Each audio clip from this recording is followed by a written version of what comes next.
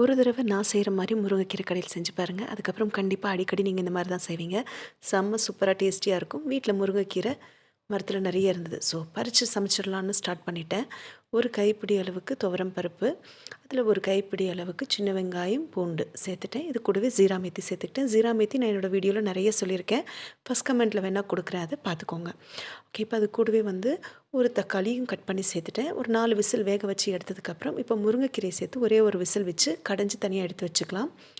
இப்போ ஒரு கடாயில் தேங்காய் எண்ணெய் சேர்த்துட்டு இப்போ அதில் கடுகு சீரகம் சேர்த்து பொரிஞ்சதும் தாராளமாக ஒரு 2 கைப்பிடி அளவுக்கு சின்ன வெங்காயம் கட் பண்ணி இதோடு சேர்த்து வதக்கிக்கிறேன். இப்போ இதில் 1 ஸ்பூன் அளவுக்கு தனியாத்தூள், 1 ஸ்பூன் அளவுக்கு மிளகாய்த்தூள், 1 ஸ்பூன் அளவுக்கு மஞ்சள் தூள் சேர்த்துட்டு கொஞ்சமாக பெருங்காயத்தூளும் சேர்த்து நல்லா சிம்மில் வச்சு வதக்கிட்டு நம்ம கடைஞ்சி வச்சுருக்கிற முருங்கைக்கீரை பருப்பு கடைசல் இருக்குல்லையே அது இதோடு சேர்த்துட்டு ஒரே ஒரு கொதி வர வரைக்கும் வச்சா போதும். ரொம்ப நேரம் கொதிக்கக்கூடாது. ஜஸ்ட் மிக்ஸ் ஆனால் போதும். அவ்வளோதான். ஸ்டவ் ஆஃப் பண்ணிவிட்டு இது ஒரு களியோடு வச்சு சாப்பிடும்போது சும்மா அப்படி இருக்கும் டேஸ்ட்டு. கண்டிப்பாக ட்ரை பண்ணுங்கள்.